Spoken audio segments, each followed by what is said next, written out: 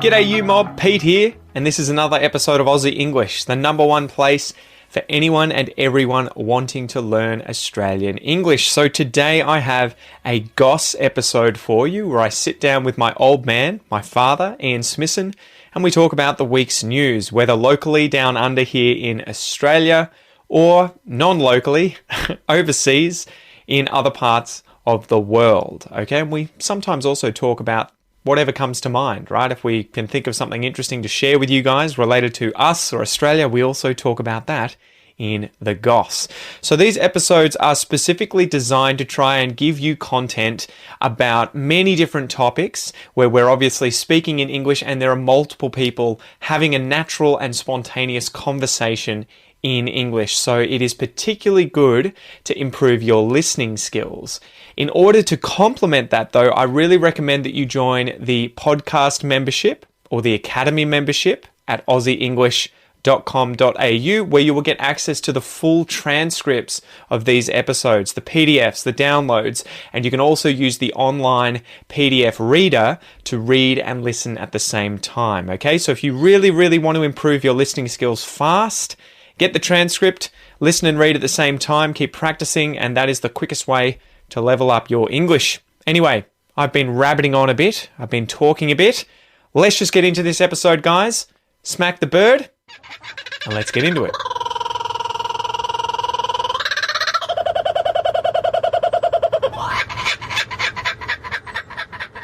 "20 Things to Never Do in Australia." I think you sent that to me, didn't you? I did, yeah. Actually, that's worth doing. Do you want to go through it? And we just run through the list? One? I haven't got the list here, but that doesn't matter. You can run it. Yeah. All right, so this is from escape.com.au. You guys can obviously just type in 20 things to never do in Australia and you'll be able to read this article. I haven't read it, so we can go through it. Yeah, we'll just go through it at random.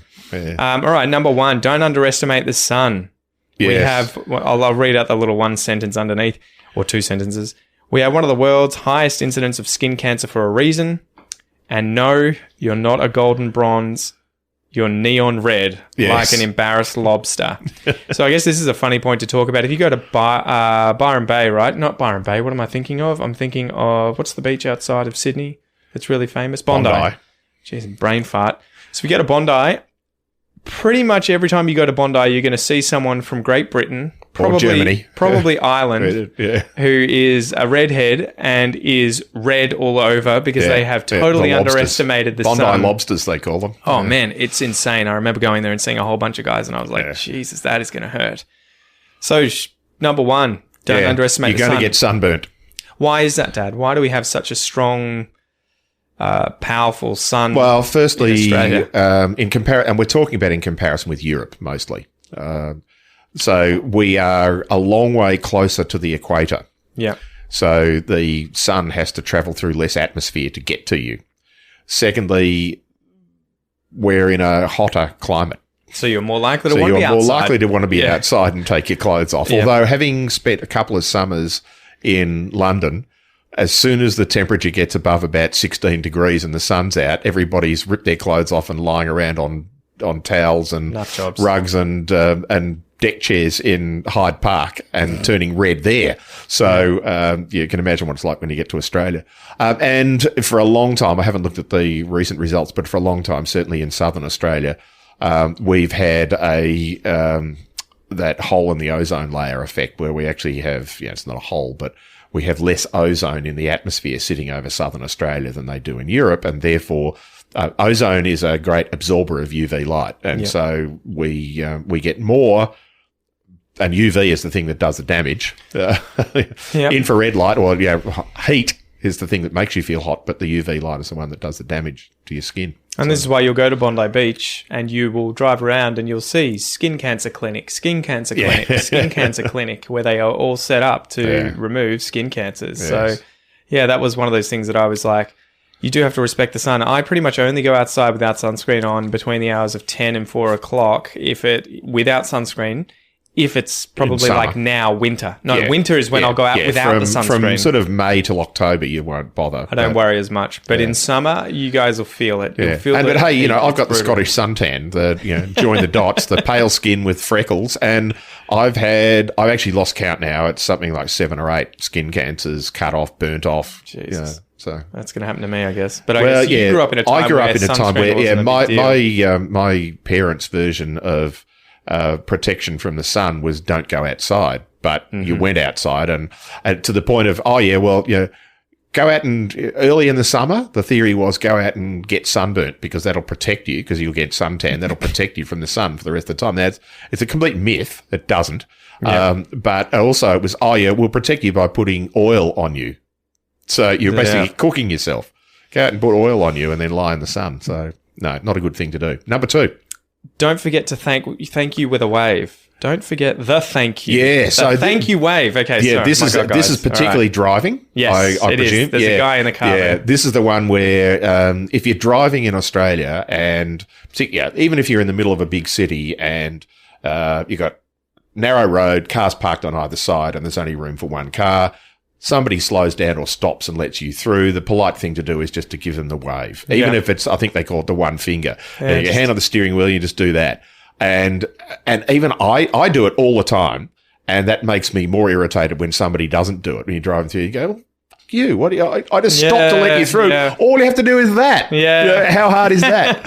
Just show a bit of appreciation. Yeah, and it's a very Australian thing to do. And the other thing too is particularly if you're in country Australia and you're driving around, you're driving at 100 kilometres an hour down the road and somebody else is driving 100 kilometres on the other side. Often there'll be a narrow band of bitumen in the middle and you'll have to pull off slightly, you wave. But otherwise, you just wave.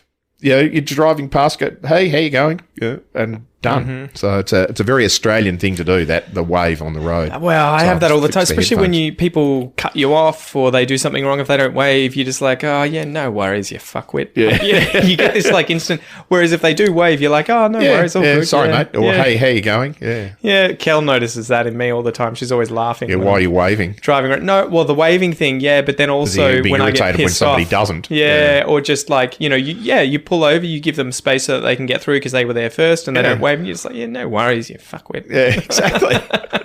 Take me for granted. I just went out of my way to help. Yeah. Be polite. Number 3 is don't call rocket arugula, which I've never heard before. Arugula. I had never heard that word. Don't get the emphasis arugula. wrong. Arugula. Yeah, so it's a very American thing. It's an Americanism and an ironic one because for a nation that's at the forefront of space exploration, they can't bring themselves to use the word rocket. So apparently this is a salad that we have, and it's the a one lettuce. that's It's a type of lettuce. sort of pointy. Yeah, it's not sort of the lettucey spinach type of salad, and you'll see it at all the hipster cafes in Australia. Yeah. But do you know why it's called rocket? No. Comes from the Italian word rucola, Ah, there you go. which I probably just butchered. Number 4, don't order a cocktail when it's someone else's shout and they're on beer. Oh, yeah. Dad? This is the shouting one, isn't it? It's a shout, as opposed to yelling at each other, is a generic noun. Give me a shout. Ah! Yeah, exactly. It's a generic noun for when more than one person is in a drinking institution. Yep. You take turns in buying. Yep. And the tradition is that you would either, and back in my day, people all drank the same thing. You either drank beer or you would drink a spirit with a mix, like whiskey and Coke or Bundy and Coke used to be the Bundaberg rum and Coke, whatever. And a glass of Bundaberg rum and Coke cost the same as a glass of beer, so it didn't matter. But it's that one when you go, oh, yeah, here, I'll buy you a beer. Or you buy me a beer and then you go, oh, what'll you have? Oh, I'll take the fancy $25 cocktail. That's thanks. it. And exactly. They're a lot of money. So don't be that guy. Don't be that one. Number 5. Five. Don't attempt to climb the rock. Yeah, well, you can't now. Yeah, exactly. Uluru. So Uluru, Ayers Rock. That would have been October 2019 that got closed. Something like that, yeah. So it's offensive to the traditional owners of Uluru, and it's being closed down anyway, so you can't do it. Well, don't attempt to do it because it's being closed down. Because it's been probably not closed very down safe. and you'll fall off. Yeah, and you've done it, Dad, back in the day. Back in the day. I had to because I was with a group of school students. Is it worth doing? Not that you can do it anymore? You can't do it anymore. It's a really good view, but it's an extremely strenuous thing to do because you're climbing to 300 meters of vertical height, and for the first half of the climb, it's at about 45 degrees. So, and you hand over hand along with that chain and stuff to get there. It's a great view, but for $50 to $100, you can get a helicopter ride or a plane ride and get an even better view. So, well, I was going to say, you're going to get a view of everything you didn't come there to see. Yes. You came there to see the rock, and that's the only thing you went standing on. Oh, there it is. Yeah. 6, yes, our hourly wage is better than that of many countries, assuming that you are not getting cash in hand. Yes. I would imagine. So, yeah, we have a pretty good wage here, right? I mean, I remember working in a restaurant, and I was getting paid $26 to $30 an hour, including tips on top of that, so sometimes up to $36 an hour. $20, $25 an hour, I think, is about the bare minimum now you can pay. The only thing here is that you're probably not going to get tips very often, and you don't need to tip other people. It's just not tipping expected is not usually. Expected. So. 7, don't disregard warning signs, except one. It's not an ad for Lacoste. There are actual crocodiles in that water. And that's a joke because Lacoste's logo is for the crocodile. Exactly, for fashion items. Yes. And not the cute ones. Ditto jellyfish that do way worse than just sting. Mm-hmm. The only one to take no notice of is the one about drop bears. So, yeah. Yes, drop bears are a mythical Australian animal. This is a serious thing in Northern Australia. Even if you don't see signs, probably ask someone if it's safe to swim in water. Yeah. And one of the real dangers is often they don't swim in here because there are crocodiles, will often not have a picture of a crocodile. Yeah, so the beware of crocodile sign is often not a crocodile. It's a picture of a person swimming with the red circle and the cross through it. And the real challenge there is that the red paint that they use on those fades more quickly than the black and white paint. Yeah. And so you'll end up with what was originally a picture of do not swim here that actually looks like a picture of a swimmer. So always ask. Well, even better than ask, if you're in Northern Australia, particularly on the east coast, but even up in northwestern Australia, but far fewer people go there because there's not a lot of ways of getting to it. But if you're in northeastern Australia, in the tropics, don't swim in the water unless there are specific areas set aside to do it. Well, and if you're in the ocean, wear a stinger suit. Yeah, or again, in summer, don't. Yeah. Number 8, don't ask someone, but where are you actually from?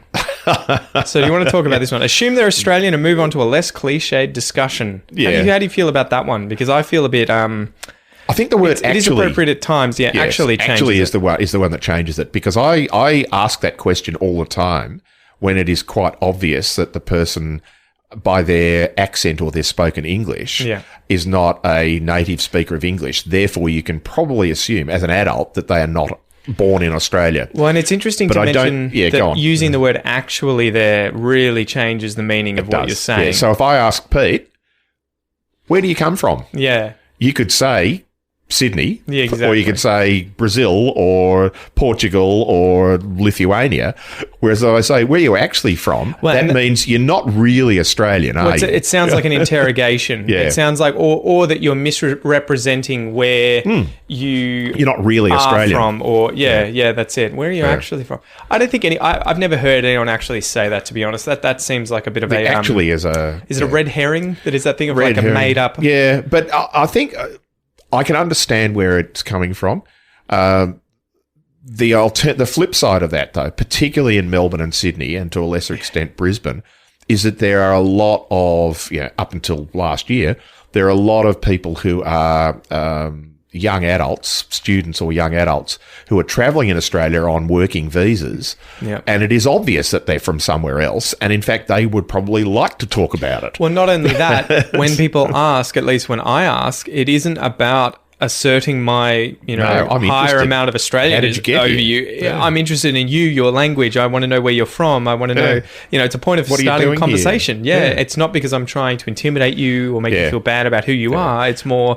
Tell me about you. Yeah, I think the essence of this is that because Australia is a very multicultural country, don't assume because somebody does not look Northern European, that they are not Australian. Well, and I had a lot of friends who would be of Chinese descent where their parents were first generation Some migrants. great-grandparents. Well, that's it. And they would quite often get pissed off with Chinese students in Melbourne just assuming that they spoke Mandarin or Cantonese or that they were Chinese. Right. And it was a very funny thing because they would be like, I'll just be on the tram and someone will just start speaking to me in Mandarin and I'll be like, but you speak Mandarin. And he's like, that's not the fucking point. I know. They just assume. And I'm Well, it was funny. It was the reverse when your mum and I were in Wales a couple of years ago and we went to, one of the famous castles and we were walking around, just come outside. And a woman came and asked us for directions, and she was a local, and she spoke Welsh. Yeah. And I had no idea, nothing. I can read a little bit of Welsh and translate it in my head. Good God. But when somebody speaks it, you got nothing. Mm-hmm. And because every Welsh person speaks English as well. So it was just, sorry, we don't speak Welsh. Oh, all right. And she just went back off into asking us in English. But it was that really funny thing of you got to actually somebody in what Wales like. expects that every person that they speak to who looks like a Welsh person will speak Welsh. Yeah. So it's the reverse of that. Number 9. Don't ask where the nearest Starbucks is. Yeah, because the answer is fuck off, go to the next cafe. Well, I think too. There was a story there's where one most in of them Melbourne, I closed. believe. Yeah, there's a bunch that opened in Melbourne in particular, but they closed because nobody went to them because guess what? Every corner cafe does better coffee. Well, that's it. It's sort of like if you were interested in good cuisine and going to decent restaurants, someone saying, where's the closest Macca's? Yes. And assuming that they were going to get really good food, you'd be like, well, dude, like maybe in a bind, you're in a crunch, you really, really need your coffee. But the real answer is you're not going to find one. Yep. Or unless you're in a CBD. Yeah. Then I think there's only one. So. Don't assume there will be a gas station every few miles. And I love how they use miles. That instantly tells me an American wrote this. American or British. Yeah. Yeah, it should be kilometres. Yeah. Once you hit the highway or any place that can be designated as the outback, fill up wherever possible, whenever you can, and also don't refer to them as gas stations. They are servos. Servos or petrol stations. Exactly. Yeah. So that's true, though. I think there's a few of these classic signs of warning no fuel for 260 kilometres. Or 500. Yeah, exactly. Especially across like the Nullarbor, right? Oh, yeah. Well, there's some places that if you want to drive through some of those that you actually have to carry fuel. Because it's going to be your more than a ordinary tank. vehicle will not have enough fuel in the tank. Is this why you have, say, a four-wheel drive that has 2 petrol tanks in it? Yeah, mine carries 150 litres, so Insane. I can do 1,200 kilometres on a single tank. So I can drive to... On both tanks, or is it just a single tank? It's a single tank, but in mine. But I can drive to Adelaide and halfway back before I have to refuel. But that's crazy. Yeah. 11. Don't bag Vegemite. Do you want to explain what the verb to bag means? To bag means you are running it down, giving it a hard time, saying it's terrible, criticising it. You're not going to win friends in Australia if you criticise Vegemite. That's if you're looking for a shoulder to cry on, you're not going to find many people who agree with you that are Australian. No. Very few Australians will tell you that Vegemite's crap. Well, that's it. And I can't imagine going to Brazil and saying, caipirinha sucks. Did you know caipirinha sucks? And you would just be like, what are you expecting? Sympathy from the average Brazilian who freaking loves caipirinha? Hey, on a completely random one, thumbs up to Miley Cyrus. Why is that? She has a Vegemite jar tattoo. Oh, really? Yeah. Apparently Respect. she got back together with Liam Hemsworth and she decided she'd celebrate that by putting Vegemite on her body. Literally. Jesus Christ. And figuratively, yeah. Yeah. 12, don't assume your sports are better than ours. They're not. So what does it say So here? you go to an AFL game or an NRL game, particularly an American who goes, or a cricket match and says, I don't understand this. It's not as good as baseball. Or if you're from Europe and you come here and you go into an AFL game and you go, this is crap. I much prefer soccer. Or they'd call that football, and rightly so. I know. I get so over people having that argument of, AFL isn't football, soccer's football. And you're kind of like, look, there are so many sports where you kick the ball with your foot. Yeah. If we called all of them football, you miss the point. We get confused. The most common sport here where we currently are, where people kick a ball with their foot, is not soccer, it's AFL football. That is why we call it for short footy. Football. Or footy. Yeah. You're never going to go to a soccer match and call it going to the footy. Yeah. You do that and go into the rugby league if you're in New South Wales or Queensland. That confused or me. Southern Australia. Yeah, going to the footy, it'd be AFL. Yeah.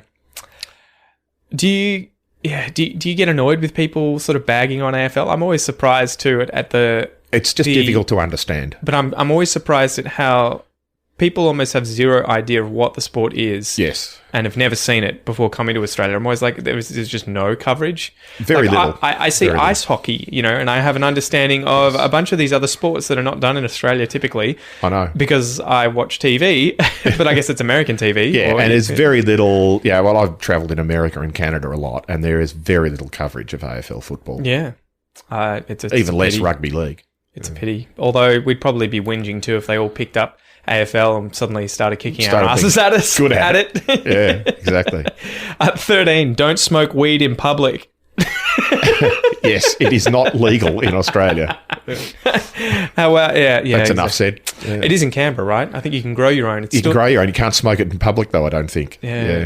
Yeah, interesting. It's a weird one. Yeah. We'll get there eventually. Yeah. We'll catch up with the rest of the world eventually. Well, I mean, it's like that in a lot of places in the US, obviously, and Canada. I had a friend just moved to Canada from Great Britain, from Ireland, and he was just like, man, it's great. I just go down the store, buy some weed, don't have to deal with drug dealers, and I just chill out at home. And I'm like not hurting anyone, and it's perfectly legal here. No one judges me. Exactly.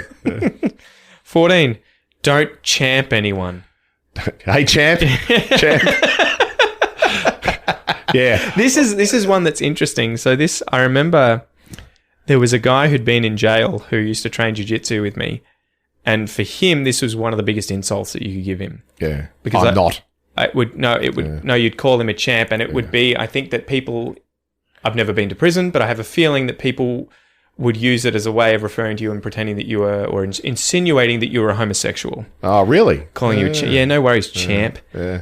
I don't know why, yeah, but apparently that is why he was in the sort of rougher crowd in Australia. They will not use that term that way to be a positive thing, whereas other people can use that term. Like if I were to use it on someone, it wouldn't be to insinuate they were gay or as an insult. It would be, hey, legend, how are you going, mate? Hey, champ, no worries, champ. I think though also that it's my evaluation, if you like, of where that has come from a lot has been from the boxing industry and boxing as a sport, where any boxer will refer to another boxer as champ, because the assumption is that we want to promote you to being a champion. That's right. It comes from the word champion. It comes from the word champion. And then people sort of looked at, well, I'm not a champion. I've not won anything. So you're being sarcastic. Yeah. And so it's that, that other side of it as well. So. It's interesting how something like that, where here they say it may have started as a compliment, but in recent years the tone has changed to one of ambivalence at best and condescension at worst. So... Yeah, it's all about how you mean it, the intention, I guess, behind your words, right? Yeah. More so than the, exactly. No worries, mate. No worries, mate. Yeah. Well, it's that good on you, which a lot of non-Australians, even British and Americans, can't hear the distinction. And I'll do it and see if you can hear the distinction. If Pete has done something really well, I'll say, good on you. Mm-hmm. Good on you. If he's done something really bad, or I'll say, good on you. Mm-hmm. It's going down. Yeah. And it's a very subtle distinction for many people. And I'll overdo it with good on you. Yeah. As opposed to, good on you. Yeah. Wow, there's a little mini lesson in sarcasm. Yeah. 15, don't call a walk a hike. Really? No. I'd call it a hike. I mean, I guess, a walk is a walk in terms of... we're going for a walk means I'm going to walk 400 metres down to the shop and buy the bread and milk. No, it's not a hike. Going for a hike means I'm going to put the backpack on, put the hiking shoes on, I've got a walking stick. Yeah, exactly. Get the GPS out. Yeah, exactly. All right. 16, don't ever refuse chicken salt. I think this is... Because it's an insult. An insult, an insult. Oh, all right, delete that one. That's it. Chicken salt it's basically chicken stock mixed in with salt. But it also often contains monosodium glutamate, MSG, which is both addictive and it is a flavour. I always love these flavour enhancers. Like people say, salt is a flavour enhancer. No, it fucking isn't. It just adds salt flavour. It doesn't enhance the flavour of the existing thing. But chicken salt does. your brain actually goes, ooh. Yeah, give it a go, guys. Next time you get some hot chips. But don't overdo it. Yeah. And if you go to Kentucky Fried Chicken in Australia and they give you salt, it's always bloody chicken salt. Yeah, well. So I always go to them and say, can I have your chips without salt? And they look at me and go, I'll have to cook some new ones. And then when they do it, they pour it. That's your job. I know. And then they pour it straight into the big bowl that they've already had. And I said, no. With no salt. No, I don't want bloody salt on it. And that whole thing's piled up with gluggy chicken salt. So, I don't like chicken salt, so I'm unusual. But I don't go out of my way, but a light sprinkling. Yeah. I'm not going to cry if it ended up on my chips by accident. Yeah. 17, don't wait for someone to pump your petrol. Yeah, you'll be sitting there for a long time. I can't imagine that. Coming to the servo, and then just being like... Yeah. Well, when I was a kid, my first job, it wasn't really an official job, but my father used to work at a servo, a weekend job.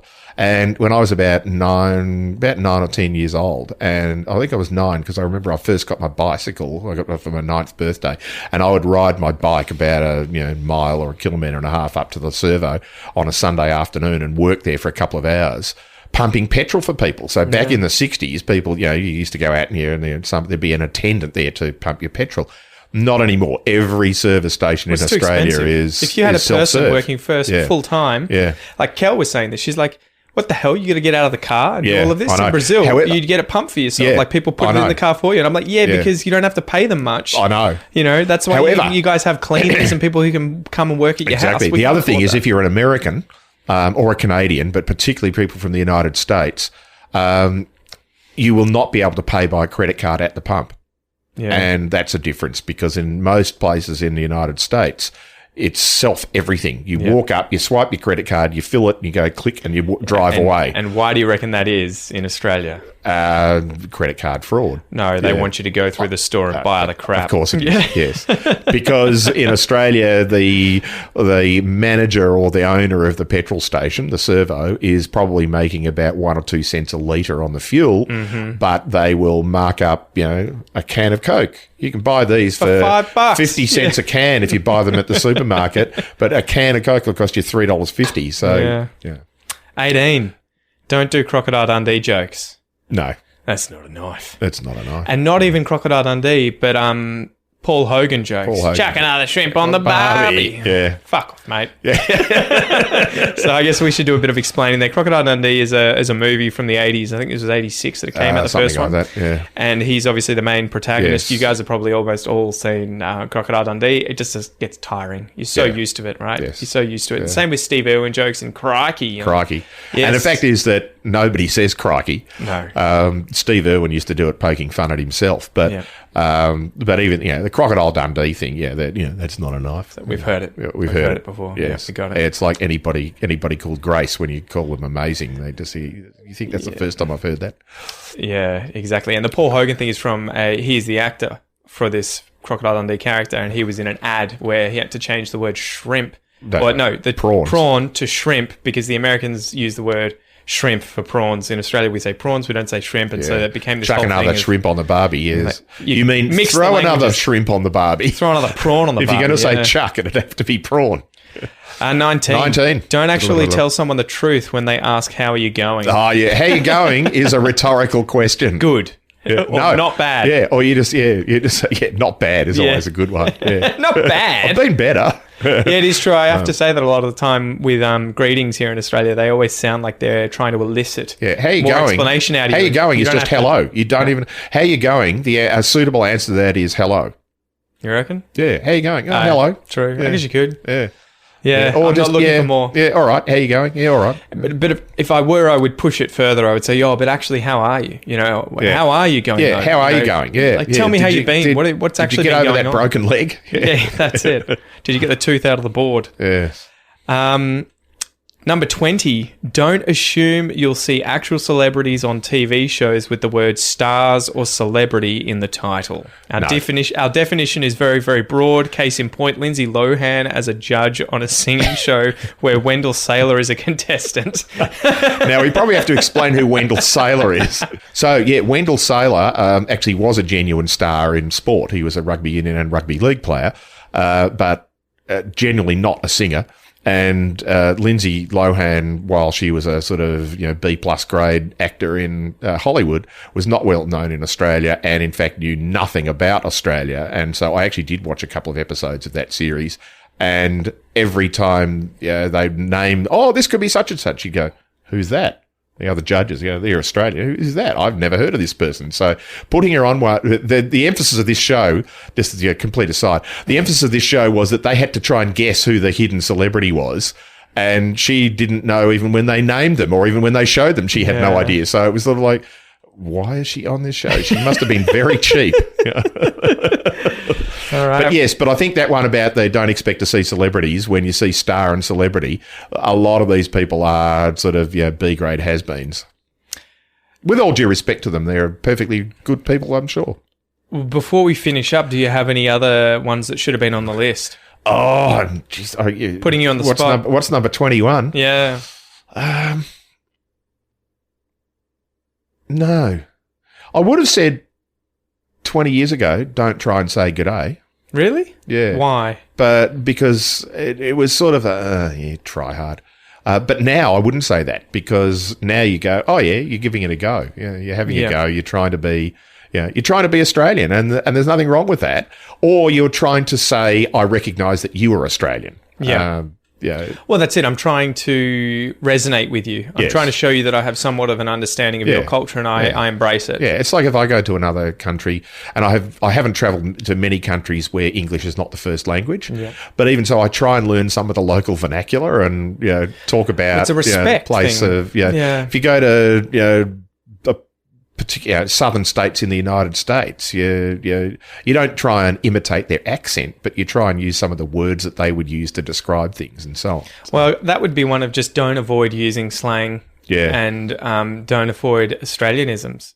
Just embrace it, dive in, get into it. Especially common ones like Barbie and servo. These are not things that really Crocodile Dundee-esque Australians use. It's just everyone uses them to refer to these things. So don't avoid doing it, and it doesn't make you look like you're lower class or upper class or whatever. Just dive into the slang thing. Yeah, and I think learn to swear. Fuck it. Learn to swear appropriately. That's the key. Don't just learn to swear and then swear everywhere. You wouldn't walk into a bank and say, give us some fucking money, because I think the alarms would go off and the police would arrive. Context Not is because key. you swore, but but yes. All right. Well, on that note, thanks for joining us. Hope you enjoyed it. See you next time. Peace. Alrighty, you mob, thank you so much for listening to or watching this episode of The Goss. If you would like to watch the video, if you're currently listening to it and not watching it, you can do so on the Aussie English channel on YouTube. You'll be able to subscribe to that. Just search Aussie English on YouTube. And if you're watching this and not listening to it, you can check this episode out also on the Aussie English podcast, which you can find via my free Aussie English podcast application on both Android and iPhone. You can download that for free, or you can find it via any other good podcast app that you've got on your phone. Spotify, podcasts from iTunes, Stitcher, whatever it is. I'm your host, Pete. Thank you so much for joining me. I hope you have a ripper of a day, and I will see you next time. Peace!